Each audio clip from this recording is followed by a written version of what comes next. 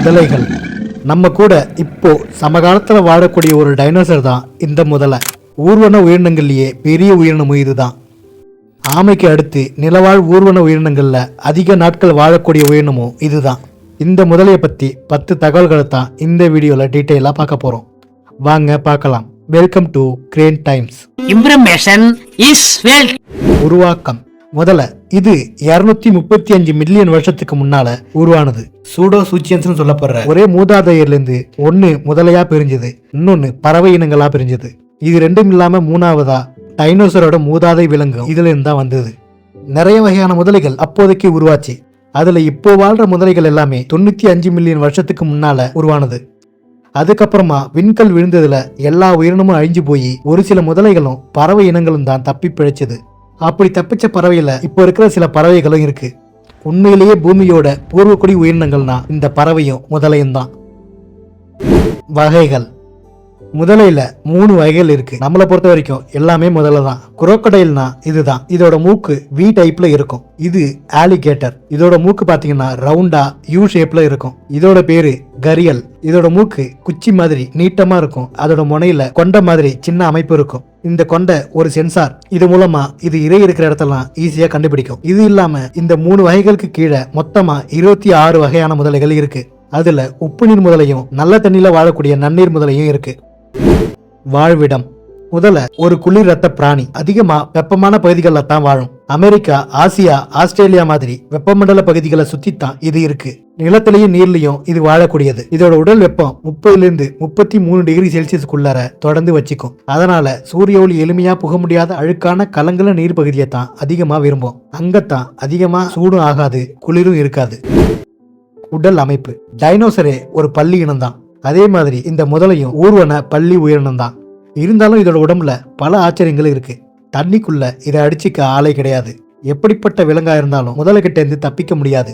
மணிக்கு 35 கிலோமீட்டர் வேகத்துல தண்ணிக்குள்ள இதெல்லாம் போக முடியும். அதோட உடம்பு தண்ணியில வேகமா நீந்த வசதியா அமைஞ்சிருக்கு. பின்னங்கால் விரலுக்கு நடுவுல சவ்வு மாதிரி இருக்கும். இத துடுப்பு மாதிரி பயன்படுத்தும். ஆனா அந்த கால் பகுதிகளை அதிகமா நீந்தும் போது பயன்படுத்தாது, மடக்கி தான் வச்சுக்கும். முழுக்க முழுக்க அதோட வாழை பயன்படுத்தி தான் நீந்தும். இருந்தாலும் நீச்சல் அடிக்க தொடங்கும் போது ஒரு உந்துதலுக்காகவும் திடீர்னு நிக்க இல்லைன்னா திரும்புறதுக்கு இந்த துடுப்பை பயன்படுத்திக்கும். இது மட்டும் இல்லாம ஆழமில்லாத பகுதிகளில் தரைப்பகுதியை தொட்டு நடக்கிறதுக்கு இந்த காலை பயன்படுத்தும். ஒரு முதலையால 8 மணி நேரம் வரைக்கும் அதிகபட்சமா மூச்சை அடக்க முடியும். உப்புநீர் முதலையால 8 மணி நேரத்துக்கு மூச்சை அடக்கி தண்ணிக்குள்ளேயே இருக்க முடியும். மற்ற முதலைங்க 1 மணி நேரத்திலிருந்து 7 மணி நேரம் வரைக்கும் தண்ணியோட வெப்பநிலையை பொறுத்து மூச்சை அடக்கும். முதல்ல முழுகும் போது அதோட இதய துடிப்பை நிமிஷத்துக்கு 2 to 3 தடவை வரைக்கும் துடிக்கிற மாதிரி குறைச்சிக்க முடியும். முதலையோட இனத்தை பொறுத்து 60 to 110 பல் வரைக்கும் இருக்கும். உதாரணமா உப்பு நீர் முதலைக்கு 66 பல் இருக்கு. கரியல் முதலைக்கு 110 பல் வரைக்கும் இருக்கும். முதலையோட பல் அதோட வாழ்நாள் முழுக்க விழுந்து வளர்ந்துகிட்டே இருக்கும். ஒவ்வொரு பல்லும் தனித்தனியா 50 தடவைக்கு மேல விழுந்து முளைக்கும். மொத்தமா அதோட வாழ்நாள்ல 300 to 400 பல் வரைக்கும் விழுந்து முளைக்கும். ஒவ்வொரு 20 மாசத்துக்கு ஒரு தடவை பல் வரிசை விழுந்து மாறும். முதலையோட இதயத்திலையும் மனிதனுக்கு இருக்கிற மாதிரியே 4 அறைகள் இருக்கு. பொதுவா ஊர்வன உயிரினங்களுக்கு 3 அறை தான் இருக்கும். முதலை பிடி. பூமியில வாழ்ற உயிரினங்கள்லயே பைட்டிங் ஃபோர்ஸ் அதிகமா இருக்கிற உயிரினம் முதலை தான்.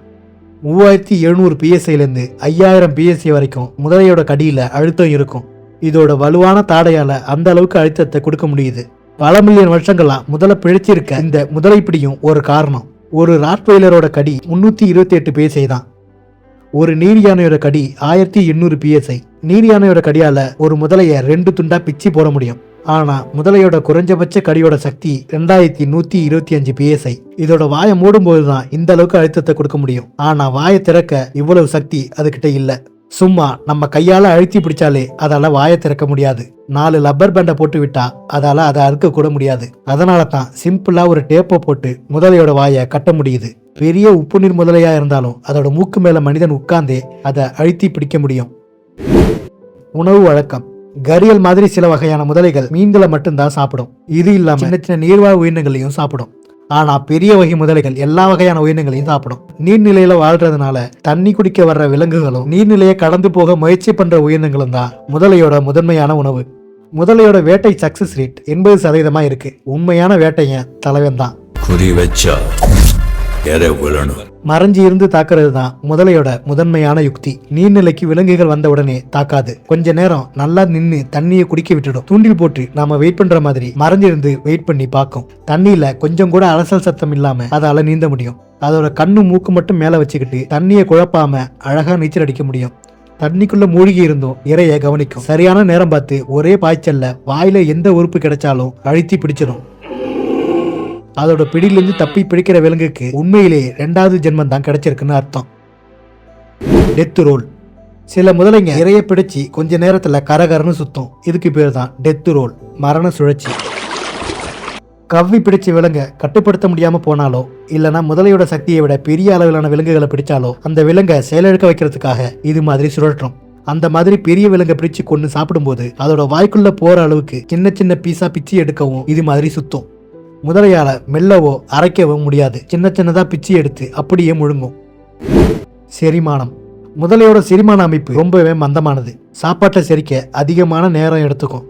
ஆனா அதோட செரிமான அமைப்பு அதிகமான சக்தியோட இருக்கு. அது சாப்பிடக்கூடிய விலங்கோட எலும்பு, தோல், கொம்பு, குழம்புன்னு எல்லாத்தையுமே சேரிச்சு கரைச்சிரும்.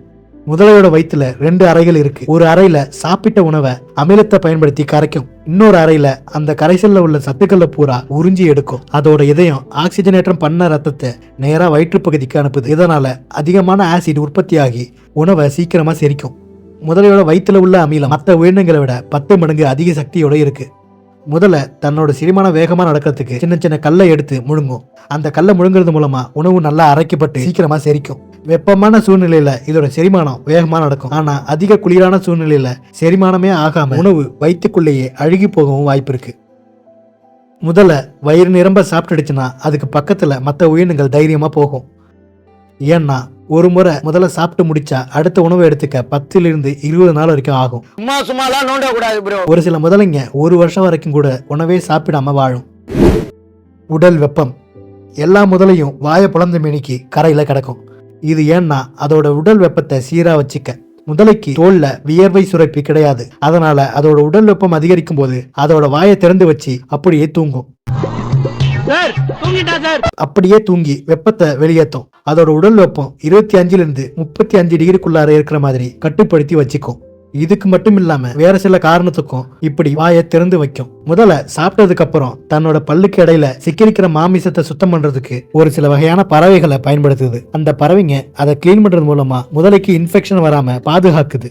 புளோவர் இன பறவைகள் தான் முதலைக்கு பல்லு குத்துற வேலையில ஈடுபடுது. இது இல்லாம ஒரு சில உயிரினங்களோட சண்டை வரும்போது இப்படி வாயை திறந்து எச்சரிக்கை பண்ணும். முதலையோட தோல்ல வியர்வை சுரப்பி இல்லைனாலும் ஒரு வகையான திரவத்தை இந்த தோல் உற்பத்தி பண்ணுது. அது தோல்ல எண்ணெய் பசை மாதிரி இருந்து சேறு, அழுக்கு இதெல்லாம் மேல ஒட்டாம பாத்துக்குது. இதோட மேல் பக்க தோல் தான் டைனோசர் மாதிரி கரடு முரடா மேடு பள்ளமா இருக்கும். கீழ் வயிற்று பக்கமும் பக்கவாட்டிலையும் தோல் மிருதுவா இருக்கும். இனப்பெருக்கம். முதல்ல முட்டை போட்டு கொஞ்சி பொரிக்கும். ஒரு முறைக்கு 50 இருந்து 80 முட்டை வரைக்கும் போடும். முதலையோட இனத்தை பொறுத்து முட்டையோட எண்ணிக்கையும் மாறுபடும். நீர்நிலையை ஒட்டி கரை பகுதியில புதர் மாதிரி இடத்தை தான் தேர்ந்தெடுக்கும். அதுல கூட்டை கட்டி முட்டைய போடும். முட்டையை போட்டு குச்சி, இலைகளை வச்சு அதை மூடி பாதுகாக்கும். பாம்பு, பறவை மாதிரி ஏதாவது வந்து முட்டையை தூக்காம ஆண், பெண் முதலைகள் 2மே மாறி மாறி அடைகாக்கும். முட்டை பொறிஞ்சு வர 90 நாள் ஆகும். அது வரைக்கும் ரொம்ப கவனமா பாத்துக்கும். முட்டையில உள்ள குஞ்சுகள் ஆனா பொண்ணான்னு முடிவெடுக்கப்படுறது அந்த முட்டையோட டெம்பரேச்சர் வச்சுதான். முட்டையோட சூடு 34 டிகிரிக்கு போச்சுன்னா அது எல்லாமே ஆண் முதலையா தான் பிறக்கும். 30 டிகிரிக்குள்ள அடைகாக்கப்பட்டா பெண் குஞ்சுகளா பிறக்கும். 31 டிகிரில இருந்து 34 டிகிரிக்குள்ள வெப்பம் பராமரிக்கப்பட்டா ஆண், பெண் குஞ்சுகள் கலவையா உருவாகும். முட்டை போடப்பட்டு 7 இருந்து 21 நாளுக்குள்ள இந்த பாலின வேறுபாடு முடிவு செய்யப்படும். முதல குட்டி பிறக்கும் போது 7 இன்ச்சில இருந்து 12 இன்ச்சுக்குள்ள தான் இருக்கும். வெறும் 70 கிராம் எடையில தான் இருக்கும். எவ்வளவு பெரிய முதலை இனமா இருந்தாலும் இத்தினோண்டு சைஸ்ல இருந்து அதுக்கப்புறம் தான் வளரும். இந்த குட்டி பிறந்த உடனே தாய் முதலை அது எல்லாத்தையும் வாயில கவ்வி கொண்டு வந்து தண்ணிக்குள்ள விட்டு பாதுகாக்கும். குட்டி சின்ன வகையான பூச்சி, குட்டி மீன்கள், தவளை குஞ்சுகள்னு அதுக்கேற்ற உணவை வேட்டையாடி சாப்பிடும். வருஷத்துக்கு 1 அடி வரைக்கும் வளரும். தாய் கூட 3 மாசம் வரைக்கும் தான் இருக்கும். அதுக்கப்புறம் தனியா வேட்டையாடி சாப்பிட ஆரம்பிச்சிடும். முழுசா வளர்ற வரைக்கும் பெரிய வகையான மீன் கிட்டையும் பறவைகள் கிட்டையும் மாட்டாம இது பிழைக்கணும். வளர்ந்த முதல்ல 5 அடியிலேருந்து 20 அடி வரைக்கும் இருக்கும். இனத்தை பொறுத்து இதோட சைஸ் மாறும். டுவார்ஃப் முதலைன்னு சொல்லப்படுற குட்டை முதலை 5 இருந்து 6 அடி வரைக்கும் வளரும். ஒப்புநீர் முதலையும் நைல் நதி முதலையும் 20 அடி நீளமும் 1000 கிலோ எடை அளவுக்கு வளரும். ஆரம்ப காலகட்டத்துல இதை விட பெரிய அளவு முதலைகள் வாழ்ந்திருக்கு. இப்போ எல்லாமே அழிஞ்சு போச்சு. முதலைகள் குறைஞ்சபட்சமா 30 அதிகபட்சமா 100 வயசு வரைக்கும் வாழும். அதிகபட்சமா ஒரு நைல் நதி முதலை 124 வயசு வரைக்கும் வாழ்ந்திருக்கு. நிறைய முதலைகள் அழிவோட விளிம்புல இருக்கு. சயமீஸ் குரோக்கடைல் வெறும் 500 1000 தான் இருக்கு. கியூபன் குரோக்கடைல் 3000 5000 தான் இருக்கு.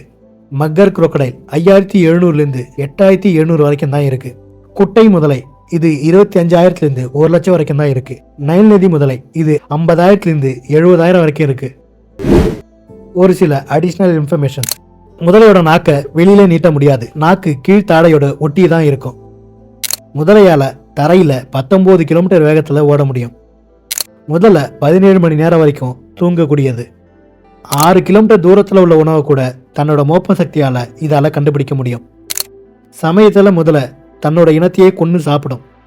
முதல்ல பொதுவா மற்ற மிருகங்களை பார்த்தா பயப்படாது. ஆனா ஹிப்போபொட்டமஸை பார்த்தா அதுக்கு அள்ளு விட்டுடும். இரவுல தான் இது அதிகமா வேட்டையாடும். முதலையோட செங்குத்தான கருவிழி அதிகமான ஒளியை உள்வாங்கி அதிக தூரம் வரைக்கும் பார்க்க முடியும். முதலையோட கண்ணால எல்லா வகையான கலரையும் பார்க்க முடியும். முதலையோட கர்ஜனை 92 டெசிபலுக்கு இருக்கும். இவ்வளவுதான் இந்த வீடியோ. வேறொரு வீடியோல வேற ஒரு இன்ஃபர்மேஷனோட வரேன். நன்றி.